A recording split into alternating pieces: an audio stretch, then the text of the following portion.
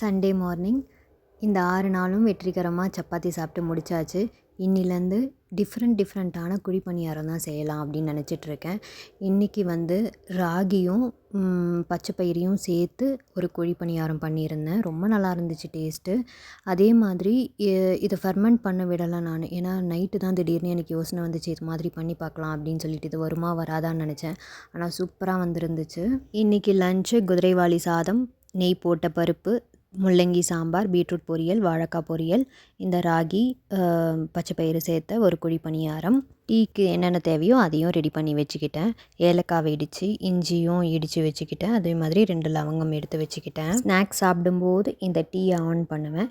கரெக்டாக இருக்கும். ஸ்நாக்ஸ் சாப்பிட்டு முடிச்சுட்டு சூடாக டீ குடிச்சிடுவேன். மார்னிங்கே சமைச்சு முடிச்சுட்டு சாமானும் வாஷ் பண்ணி வச்சாச்சு. லக்கியஸ்ட் ஆக்டர் யாருன்னு சொல்லுங்கள்? அவர் தான் பாக்யராஜ்.